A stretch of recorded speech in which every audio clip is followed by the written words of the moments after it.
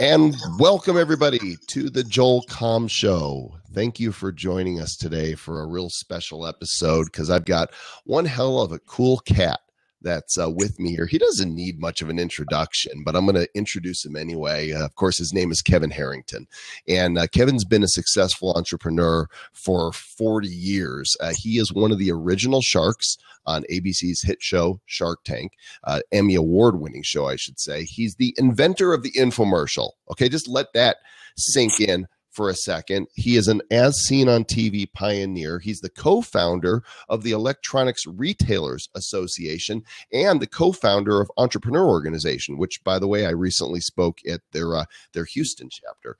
The guy has launched over 20 businesses that have grown to over $100 million in sales each, and he's involved in more than a dozen public companies. Get this number.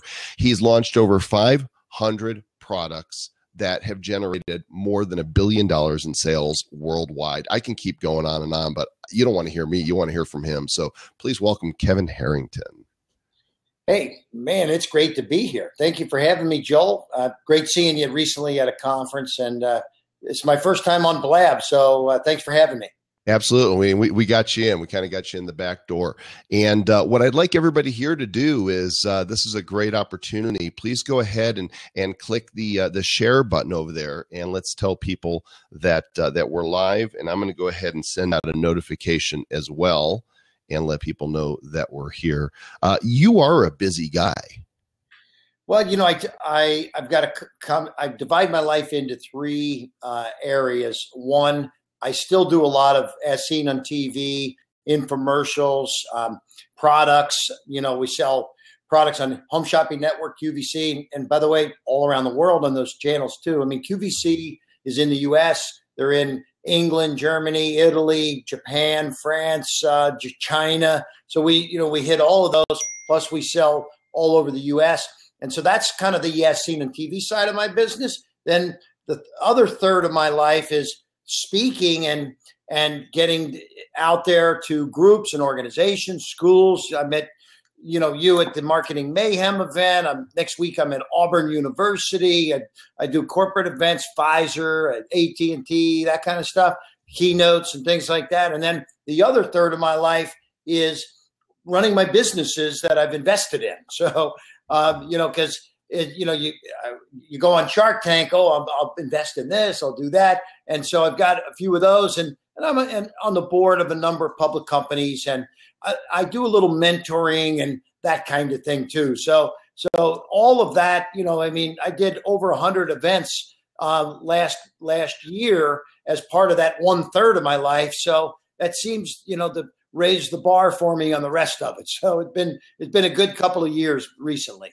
This may be the first time I've seen you without a suit jacket on. I'm getting ready to kick back for a long weekend, but not until Friday. Friday at 1:00, I cut it off, and I will be on the golf course. So I'm just getting back to remembering what it's like to wear a golf shirt. Here's, got the casual shirt on. So thank you. Yeah.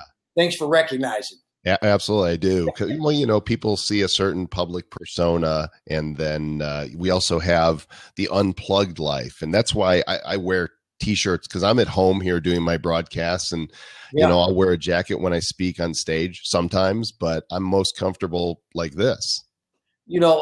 I enjoy connecting like this, especially, when you were telling me about Blab. I said, this sounds very, very cool. And I know you're going to be speaking about that at the big social media conference next week. So unfortunately, I won't be out there. But when I have seen like what's going on with something like Snapchat, and a couple years ago, just kind of getting going, and now they're doing 7 or 8 billion videos a day or something like that. It's just, a week. I don't know what it is now, but it's just unbelievable. Some of the new things that are happening out in the viral and social media marketplace. And it's good to know guys like you that are connected in these arenas. Well, I'm loving Snapchat. Are you on there yet? I've done a few snaps. I'm actually, I'll say this. I'm getting much more engaged on a lot of platforms. Yeah. Do you know Grant Cardone by any chance? Of course. Right. So Grant, I was down at his place yesterday, and so I'm doing Facebook Live quite a bit. I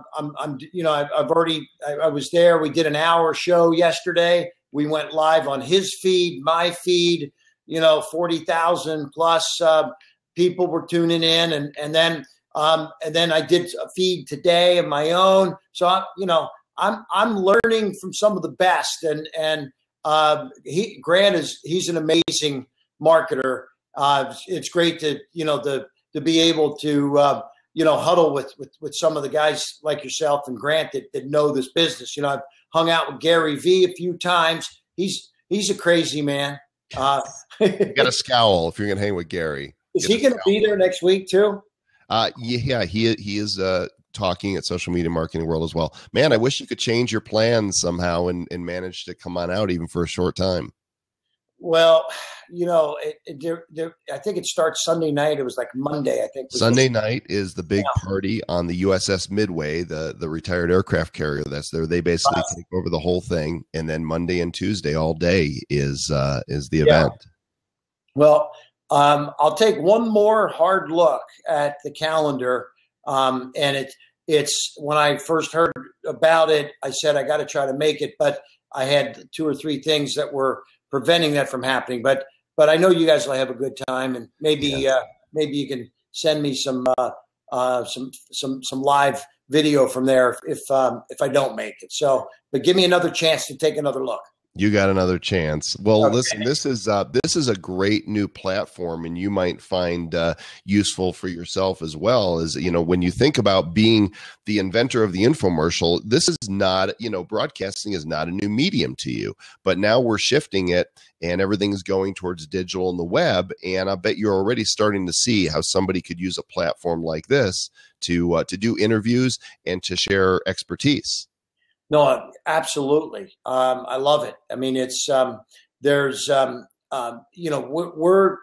my business, and in the old days, the only place that we did anything was on television with, I say, the big guys. We gave millions of dollars to a few channels: ABC, CBS, NBC, Lifetime, Discovery, a couple of the big guys, right? Discovery Networks, they own a dozen plus channels. And so we laid big money on a couple guys. Now it's laying a couple bucks on millions of channels. It's a whole new world. And every single day I'm being exposed to new opportunities and ways of getting the message out. Well, let me show you something I think you'll find pretty amazing. Watch what we can do here. Oh, wow. Very good. You're always looking good. You're always looking good. The very first time that show aired, a guy calls me. It was amazing how people think they can, get on your sweet side or something. He calls me. He says, "That was the crappiest putt I've ever seen. You don't know how to putt. I'd like a meeting with you, and I'll teach you how to putt when we meet." And I'm like, "Wow, that's a very interesting way to try to get in to meet me, is tell me how shitty a golfer I am," right? I didn't know how to take that one, but actually, it's funny how people, how different people have different approaches, right? But that guy I never ended up meeting, so that one didn't work, I don't think.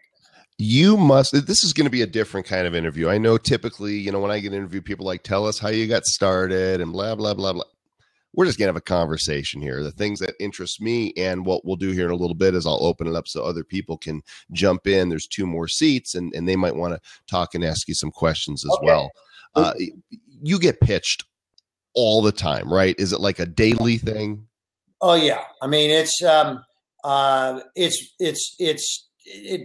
never actually have gotten to the point where I'm very upset about it, but it's, I'll go, I don't care if it's a restaurant. I jump in a taxi. The guy does a double take. Oh, hey, I've been wanting to get out of this taxi. Can I pitch you something? The worst one is I was racing through the airport. I stop at one of those massage joints for 15 minutes. And the guy's like, "Oh my God, I've got the shark for 15 minutes. I'm going to give you my rolling massage product that you got to, hear the story about. And I'm like, dude, you got to understand something. The reason I'm here is because I need a break. I said, can you wait till after we're done? Because, he's like wanting me to talk to him while he's massaging me. Right. So anyway, this is my attitude, though, is that it's, if you play the game, you pay the price. So you go on TV, you're going to get the exposure. And hey, look, it's what could be so bad. People recognize me. They want to pitch me. And I've seen some pretty interesting things that have come from unsuspecting people that have pitched. So you just never know what might come your way. And, I have a team of people that help me evaluate all this stuff. So at the end of the day, I'm all ears. 99% of it is never going to, be possible. But if we take the 1%, put it through some cycle of analysis, there's definitely some cool things that we're putting into development on a daily basis, weekly basis for sure. Yeah, you've got to have your fingers, at least financially, in so many businesses. How do you have like your right-hand guy that pretty much takes care of everything and reports back to you on what you're even dealing with? Yeah, so I finally, I had a buddy of mine that he and I had done some deals. He's a lawyer, but he's not like a deal-killing lawyer. He's a deal-making lawyer. And I said, look, you got to come with me everywhere. Okay. So this was your friend that I met at Mayhem. Yeah. You met him. He was there. So he follows me everywhere. And I give him a little percentage of every deal. I don't get billed by the hour. All right. So this guy is full-time Kevin Harrington Enterprises working for me, but he's at any deal that he sees, he sees dollar signs, not, oh, this is going to take my time. He delegates things out to other lawyers. So, he oversees all the contracts, all the deals, all the equities, all the LLCs. And so, I've got dozens of entities and companies that I'm involved with. So now between him and then my 27-year-old son is pretty sharp. He's been with me 6 years. He went to Penn State, graduated in business finance. And the good news is he's very sophisticated in analyzing, deals as well as kind of staying on top of things too. So he's like, I'm the kind of the rain man. I make it rain. And now I got my team, and I've got 3 other, full-time people that just do the deal analysis and then the product and business development. So I've got this core team of people, from a lawyer to my son, who you got to have people you can trust, right? So, and then a few other folks that are in that core team. And that's kind of our SWAT team that handles all the projects. So when you're evaluating something, you've got some real basic criteria. Getting an echo there. Let's make sure that's good. Sometimes that happens. What interests you? How do you know when you're looking at something? Like, what are the triggers that would immediately perk up your attention to go, I want to look at this further?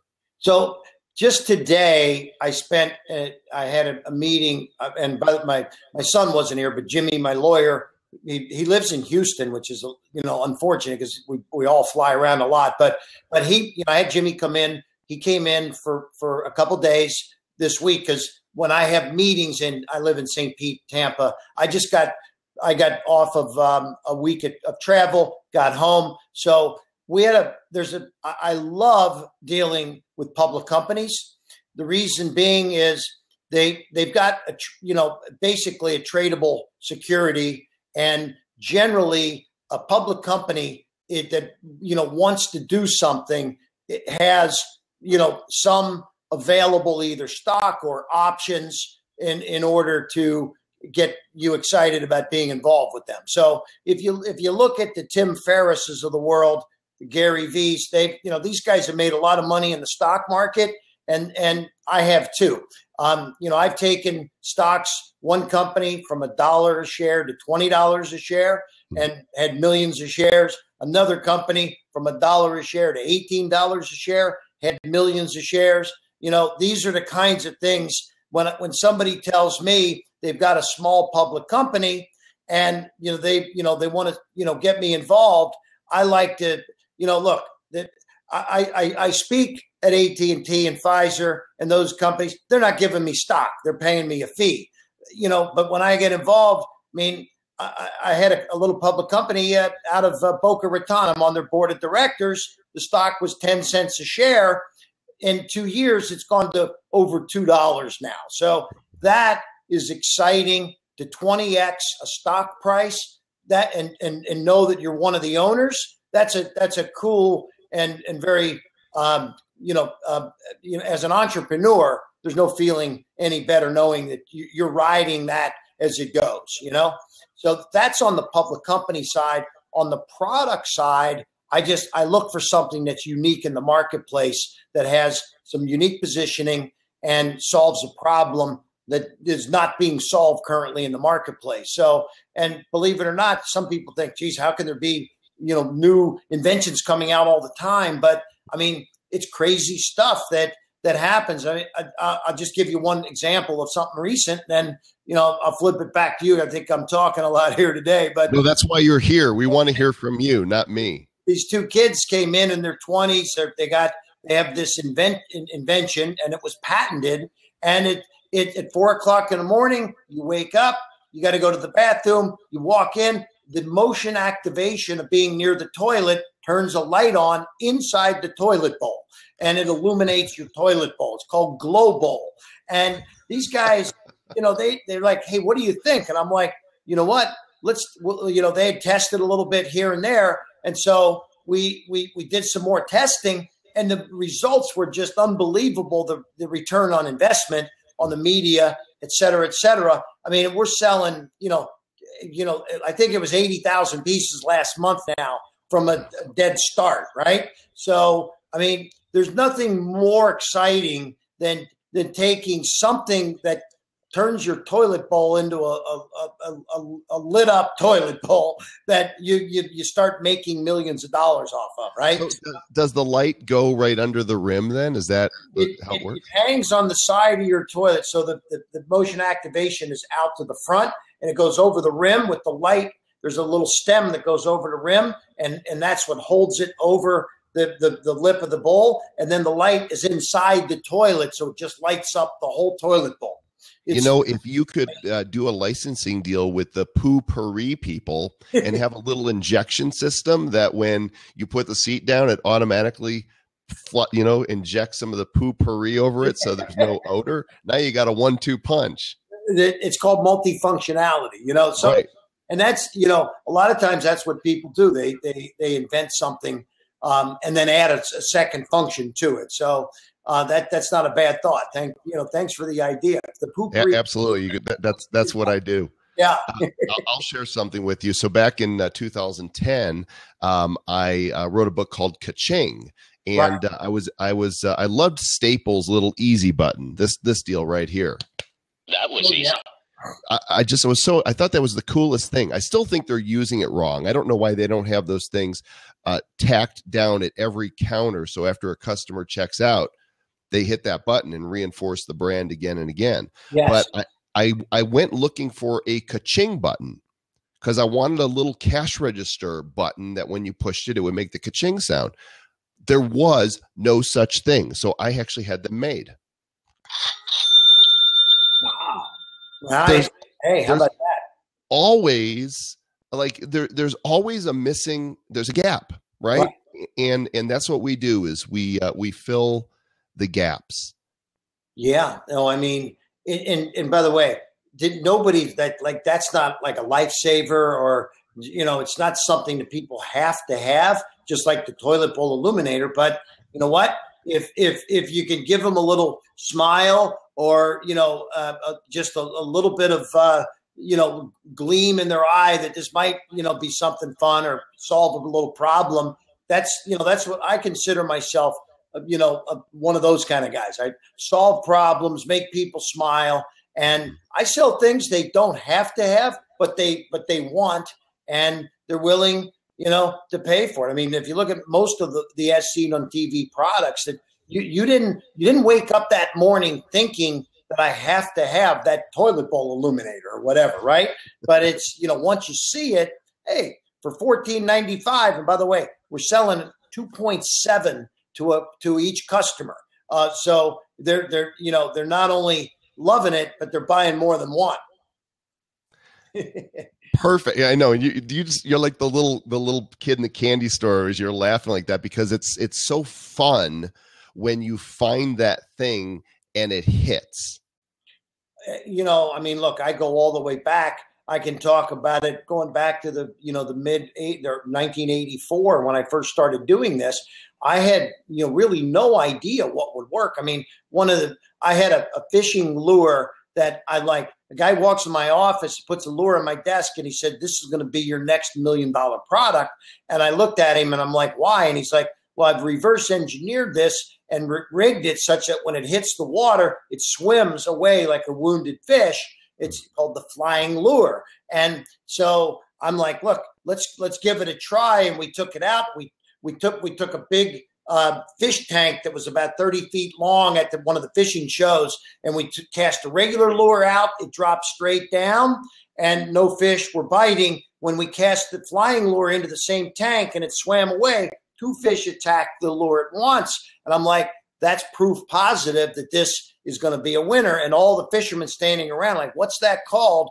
And we did that show, and it sold 500 million lures. Gosh. So, I mean, it was the #1 fishing lure in the world. And now I'm involved with a project called the twitching lure. I don't know if you've seen this, but it's an electronic lure that actually, the other one there was no battery or electronics in it. It would just kind of swim until it went to the bottom. But this one now actually can swim electronically, and you can download sounds into it, and it's called the twitching lure. So, I mean, it's like, I don't even fish. I've never fished with the twitching lure, but we're going to sell millions of them. Yeah. So that's what I love is, some of the products I do use, but I'm a marketer. I don't have to use everything I sell.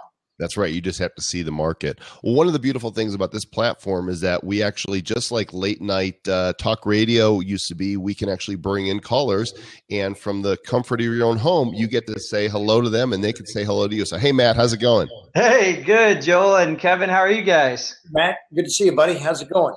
Good. It's great. I'm calling here from Denver, Colorado as well. We have a gorgeous day here. I had a question on something you said a little earlier, Kevin. You guys were talking about filling gaps, and my question was, how do you know when you're validating that an idea is a good idea? How do you know when it's enough? When it fills the gap, that enough that it. I'm not sure I understand the question. Maybe say it again. Sure. So if you're validating something like the ka-ching button, I guess, in Joel's example, he probably talked to people beforehand. What number should that be? Should it be 10 people, 100 people? Okay, gotcha. Yeah, so what we use nowadays is we use an internet test kind of pattern that we've been using now for about 2 years, and we put it out to tens of thousands of potential buyers, and then we're going to analyze the feedback. So yeah, 10 people is not enough. I want to put something out to minimum of thousands. But if I was going to do it in a mall, you wouldn't necessarily, if you went to a mall in a certain part of town and you talk to even 100 people, that may not give you that, the cross section of America that you need. So because in our business, we sell, like, for example, I just talked about the fishing lure. When we first tested the lure, we ran in 15 broadcast markets, and we found that it bombed in about 5 or 6 of those markets because we ran New York, LA, then, St. Louis, Dallas, right? And so we said, wow, this lure maybe it's a bomb because it's not working in the big cities, New York and LA. Mm-hmm. But no, those aren't the big fishing towns. You got to go inland where the lakes are, right? So now when we ran it on national cable, where it hit 50 states and a cross section of America, it actually did fine. But when you ran it in a specific market like New York City, how many fishermen are going out that weekend to go fishing, right? So we had to use national cable, and we had to find certain broadcast markets that product was going to work. So now, if you were testing that product and you lived and we were in New York City and we went on the streets in New York to test that, and it didn't register, we'd say, oh, let's not do this. Well, guess what? It sold 500 million pieces, so it obviously was a good product. So we need that cross section of America to be able to test it. And so I use it. I have these lists of people that have bought from me over the years. So we're able to send something out to an existing list that is a cross section from national cable that we can do an analysis. And then we've got the other tests that have come back on other products too, that we measure it against. Yeah, thanks for the question, Matt. Appreciate it. Thank you. Thank you, Kevin. Anthony, how you doing, my friend? Hey, Joel, how are you, my friend? Joel's Excellent. Say hi to Kevin. Kevin, how are you? Very nice to meet you. I'm good, Anthony. Good to meet you too. I love your picture in the background. I think it's a Fazzino. It's something of that genre. I love it. It's one of those 3D pictures. Okay. Yeah, it's very nice. Very nice. I'm a fan of that. Oh, so, great. Kevin, big fan of the infomercials. I had the pleasure of actually speaking to Tony Robbins about that on an interview that I did. But and since you're the sort of the innovator on the infomercial side, I just have two questions. What's changed from the infomercial world as you kind of cross over into the social media space, and how do you sort of do your market intelligence? Not only as a speaker but also as an entrepreneur. How do you kind of keep up, and what are those changes? Yeah, for someone like myself that wants to kind of capture onto that. So 10 years ago, it was mostly television, and then the internet was starting to get going. I mean, in the early days, it was checks and TV. I mean, credit cards, right? You saw the product on TV. You either called the number and ordered with a credit card, or you mailed in a check, and that the checks were anywhere from 10 to 15%. Then the next change, when the internet came along, then it was a little bit of checks, a little bit of internet, and credit card. And then the checks went away, and it became 20% internet, 80% credit card. Now, today, it's more than 50% internet, and half of that is mobile. So we do 25% mobile, 25% to plus internet, and then 40 to 50%, off of, just calling straight in. So, I mean, and off of the telephone right into a phone service, right? But right. The phone services cost a lot of money. And so sometimes the mobile and the internet are cheaper way to take the orders. But there are some products that we've now tested where we just go straight to giving them a site to go to, and it's almost 100% mobile and internet. And you just have to always understand that there are still people that just don't like having to go to their computer or their mobile, and they want to still pick up the phone, right. and call, but so that's really what's happened is it's just gone way towards mobile and internet. Now it's 50, 60% plus. And sometimes it depends on the product too. If it's a kitchen product geared towards older folks, it right. might be heavier on phone than mobile. But if, calling in on the phone, but if it's a tech product, like a battery charger or something, it might be 80% mobile and internet. So then the other technology change that's happened is just what we were talking about before. We get a lot of action in testing with the internet, and I say we test before we invest. And we utilize, in the old days, I'd get a product and I'd say, okay, do I want to produce this? Well, we put around a committee and we'd say, yeah, let's put the money in. We might spend $250,000 testing that.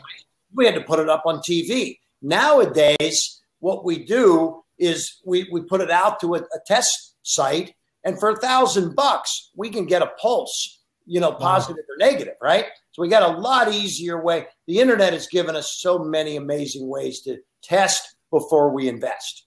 So the phone's not dead, and all other technologies help just boost that. Appreciate it very much, Kevin. Thank you so much. Joel, great show. Thanks, Anthony. Good to see you. Hello, Hello, Tina Marie. How are you? Hello, everybody. Hi, Kevin. Hi, Joel. Hi there. I have my ka-ching button right here. Oh, so. perfect. Product placement. That's good. So thanks, Kevin, for being Joel's guest. I need to today. get one of those, Joel, though. Hey, remind me. I'll send you one. This one was from Joel, actually. He didn't sign it, though.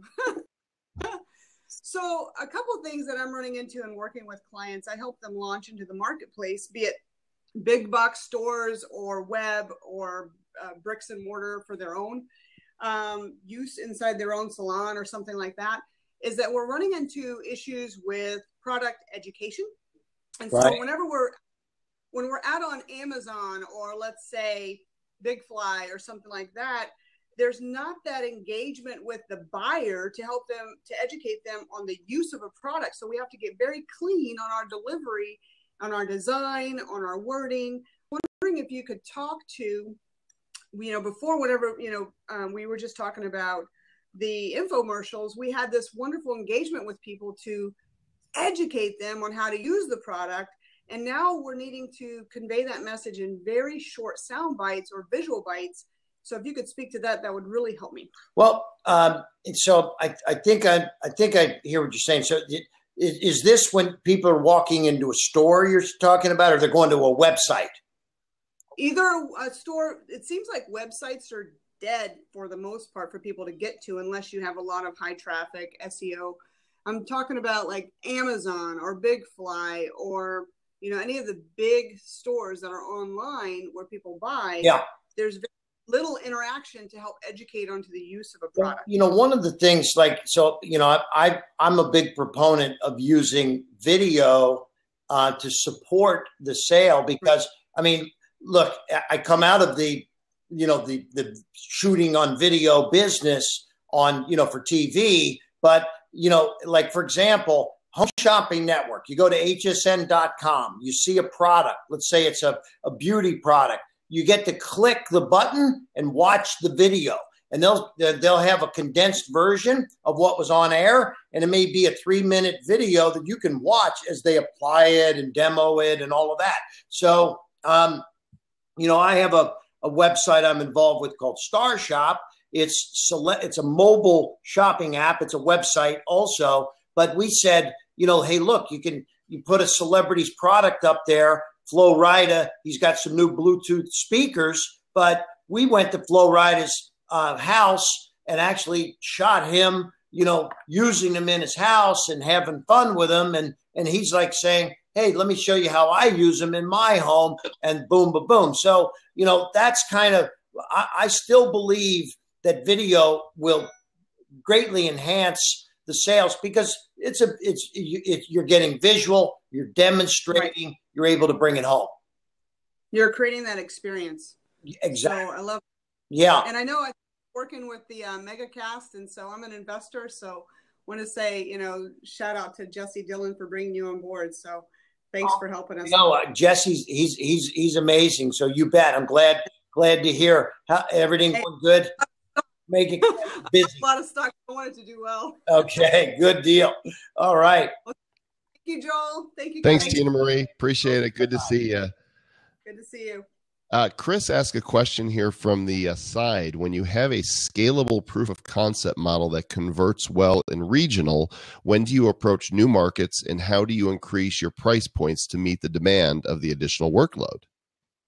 Well, I see a little bit of a conflict even in the question, because if you show that it's scalable and proof of concept, generally you got to be careful, increasing price points, because that may change the scalability. So, what I say we do before I say it's scalable is I do price testing, number one. So I've had items that we launched, and I launched an item at $19.95.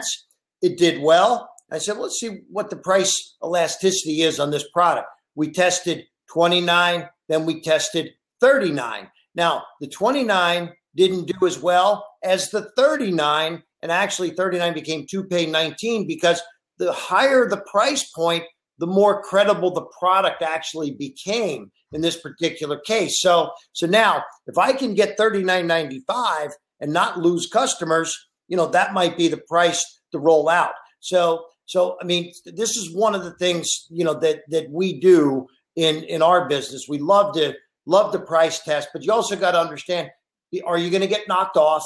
And if so, what price are they going to come out at? So be careful. Don't go too high where you've set the bar so high that now when someone comes out below that price, they take the whole market away from you. So there's a lot of ways to play with this. But,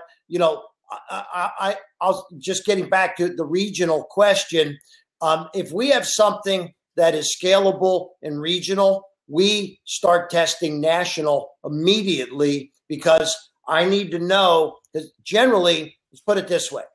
I'm going to generally raise some capital around a deal that is scalable, because if you've got a regional success and it's scalable, that means it should be able to work in all the regions on a national level. So if you're going to go 5 times, 8 or 10 times the amount of effort from a media or inventory standpoint, I want to make sure that I'm loaded for bear. And if I got to raise capital to do it in that particular venture, then let's do it early instead of late. The sooner you start raising money, the better, especially when you've got your metrics that are working and you say, if it's scalable and you have proof of concept, then that should be bankable at that point.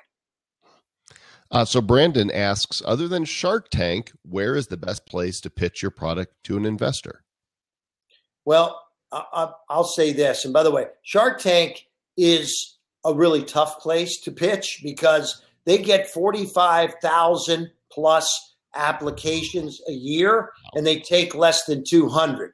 So when people ask me, hey, can I go on Shark Tank? What do you think? Should I go there? I say, if you're going to go to the open forum casting, there's going to be 1,000 people there and maybe 2,000. And, you're going to wait in line for 5 or 6 hours maybe, and then you're going to get 2 minutes. And yes, you may have a chance. But I'm going to tell you that it's a very long process, and the contracts and the 27-page agreements. And I almost say, if you really don't have a really thick skin, because they're going to beat you up along the way quite a bit, make you shoot videos and make you do all kinds of stuff, jump through hoops. It's really tough to get on Shark Tank now. So having said that, I like just good old fashioned, the connections that you have in the local market. I ask my accountants, I ask my lawyers, I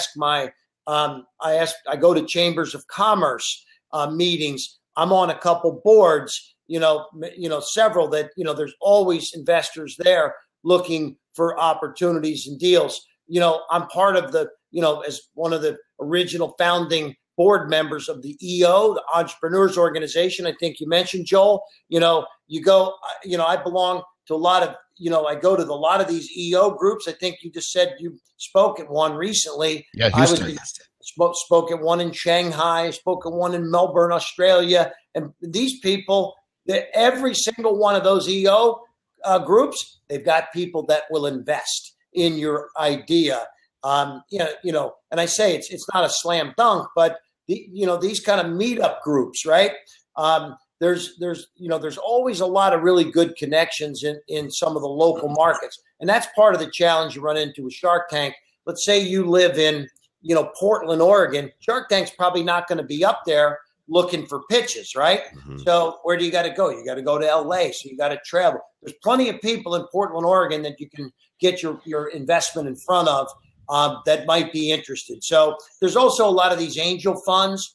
I own equity in an angel network, and we pool our resources. And just recently, we put about $3.5 million into a deal together. So, angel funds, entrepreneur networks, chambers of commerce, local groups, local meetups, all, I call it have a curiosity overload and keep looking, and you'll find investors in the local marketplace. Brad Webb is being respectful here. He says, I know that having you as a guest today is not an invitation to pitch, but working through a proof of concept now with the Shopify site for the product, how can he approach you or your organization to tell you about a unique product his 14-year-old has come up with? Okay. So, because it's a buddy of yours, I'll be happy to actually tell him. I'll give you an email you can send. And I'll personally take a look at it, Brad. I at the end of the day, if it is something cool and exciting, I'm going to see it at some point. So I might as well look at it right away for you and Joel. Okay. But you can just send it to Kevin at kevinharrington.tv, and that'll get right to me, and I'll be able to check it out. Kevin at kevinharrington.tv. And if it's got some potential, we would maybe want to test it. And I can walk you through all that, but I appreciate the opportunity. That's one of the reasons why I love doing these kind of get-togethers, Joel, is there's, I don't care, if it's my son's high school prom that I'm helping drive the kids around to, one of the parents is going to pitch me, if not one of the kids, by the way. Okay. Mm-hmm. It's a lot of fun. That's really generous of you. And of course, I shouldn't be surprised, because when I met you, you were just incredibly generous. And I like that you're just a down-to-earth guy. You're a cool guy to sit down with. I'm sorry we didn't have a chance to sit down and have a drink or share a meal, but that'll happen another time. Yeah. I want to talk a moment here. And Brad, thanks for asking the question. And you guys have the email. Don't abuse it, because he does look at those emails that come to that address personally. Yeah. So let's just talk from the viewer side of it. As a fan of Shark Tank, talk a little bit about what that was like being on the set there, and is Mr. Wonderful really all that? What's Robert like? Okay, that I love. Thank you for great question. So it's a little bit intimidating, and so. When I first got there, the very first day we walk into Sony Pictures. It's shot on a movie set in Culver City, where where these movies going back to the early days of Gone with the Wind were shot, right? And so there's a lot of history there. These are 50,000 square foot studios with 60-foot ceilings. 16 camera shoot, right? So I go in, there's $1 million set. And this is the pilot that we shot, right? So I go in, and because I'm used to shooting low budget TV infomercials, I'll shoot an infomercial for, under $100,000 sometimes, right? In the old days, under $10,000. So, I walk in, and there's 16 cameras. There's this unbelievable set. And I'm like, what did you guys put into that set? They said, this is $1 million set. So then the first time we break for lunch, and meanwhile, during the taping that first morning, we're hearing all these boom, boom, booms. Like, we're like, what the hell's that? And it was next door. They were shooting Iron Man with Robert Downey Jr. So, so now we go to lunch, and we're all hanging out. The Sharks, it was really, we had had dinner the night before the pilot with O'Leary and Herjavec and Barbara and everything. So we got a chance to get to know each other a little bit. And the first lunch we go to, there's 150 people at lunch. And I'm like, oh, this must be the whole lot, because they've got all these different movie studios on the lot, Culver City. And I said, so how many different productions does this lunch represent, this 150 people? And they said, one. Shark Tank. And I said, what, you mean this is a 150 person crew? They said, yes. You got ABC executives, Sony executives, Mark Burnett people. You got the camera. You got 16 cameras. You got 16 lighting guys. You got the producers of the segments. And just overall, this was a machine and a monstrous process, right? So now the thing, so Mark Burnett came down in the very beginning, and he just said, hey guys, he said, you're all professionals. And he actually came over to me. And he said, Kevin, he said, you've taken a few pitches before, right? And I said, you got it, Mark. He said, so he said, this is going to be so easy for you because guess what? You don't even have to think about any of these cameras. When that person, and by the way, there was a curtain in front of us for a lot of these pitches. We didn't know what was coming out. So he said, when that curtain opens and they start pitching, just imagine you're sitting in your office and they're pitching to you one-on-one. Don't let any of this get in the way or interfere. And that's when I put the blinders on and saw that this was just what I do every day. So, it was very nice that, Mark Burnett had a calming effect for me to make me realize, hey, don't get all caught up in the hustle and the bustle. But, I'll never forget the first night. We then go to dinner afterwards. We finish about 9 o'clock. We started at 7 in the morning, and we go to dinner, and we're all thinking, is O'Leary going to be as difficult at dinner as he was all day long with the entrepreneurs, okay? Because everybody always asks about Mr. Wonderful, right? Mm-hmm. And I always joke, it's, he calls himself Mr. Wonderful because nobody else will, right? So, that's when he lets his hair down though. And he's actually a pretty cool guy. So I got a good chance to get to know all the sharks. I go on, I spoke on stage with O'Leary at Traffic and Conversion 1 year, and I did Herjavec and I did AT&T, and Damon and I have done a bunch of events, and Barbara and I actually were in Denver doing an event for the Real Estate Apartment Association. And so I work with all the sharks and enjoy hanging out with them. It's a good group of people. That's great stories. And next time you're in Denver, if you got time, let me know because I'd love to spend a little time with you here.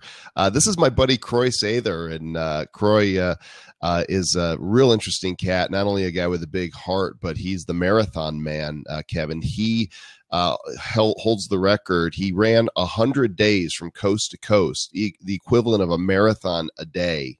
Wow. Crazy. Croy, say hey to Kevin. Hey, guys. How are you? Nice to meet you, Kevin.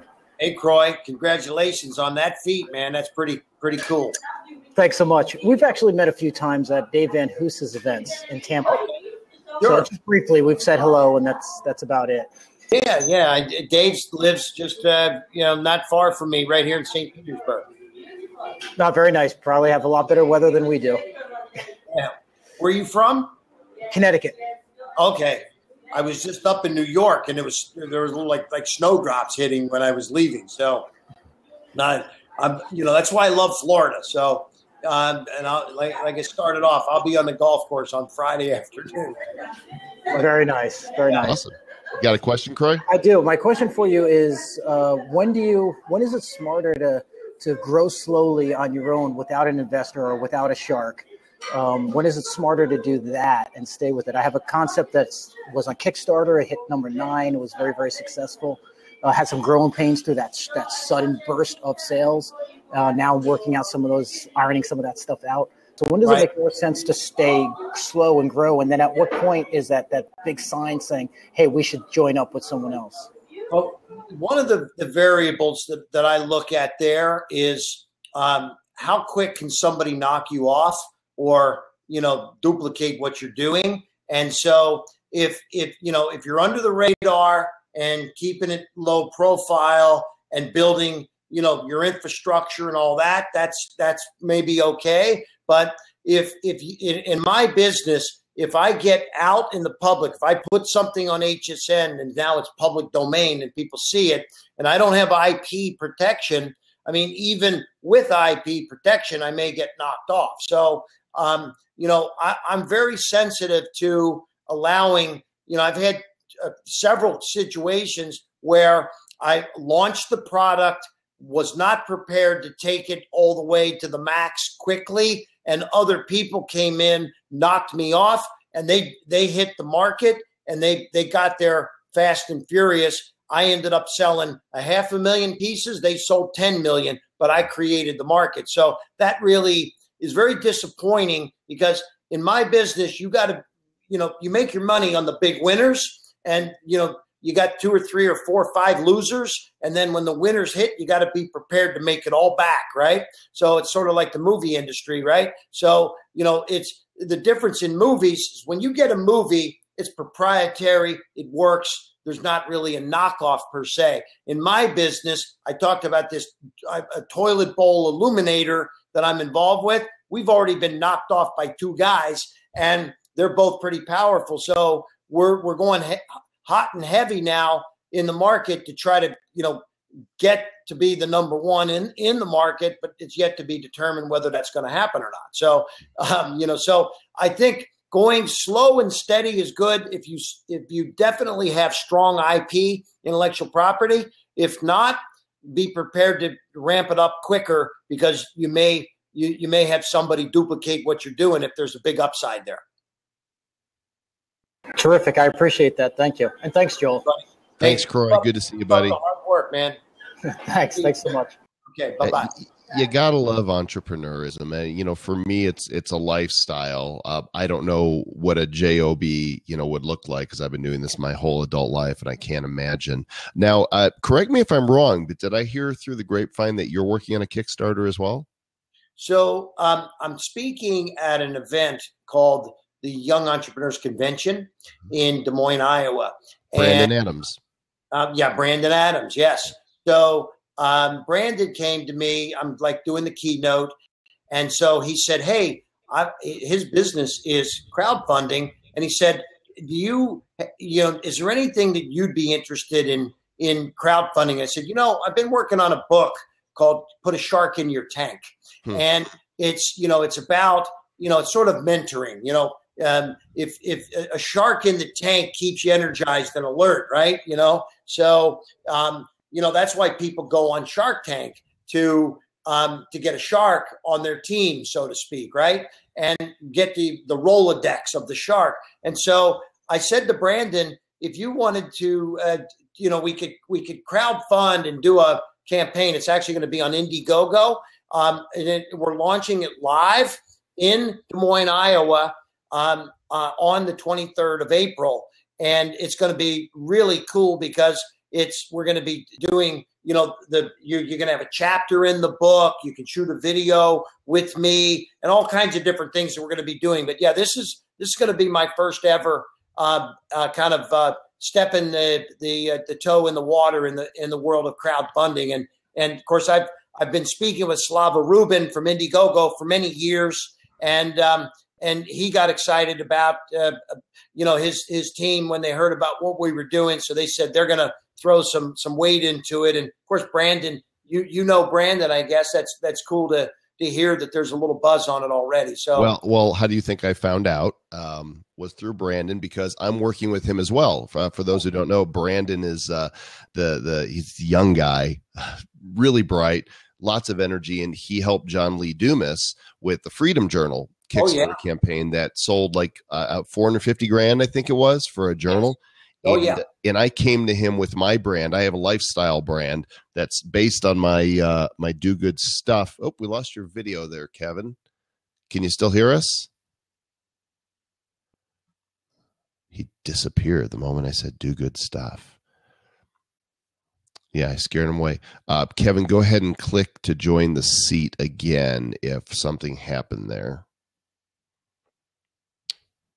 Let's see. Let's do this. And I hate to do that, but Kevin, hopefully you can still hear me here.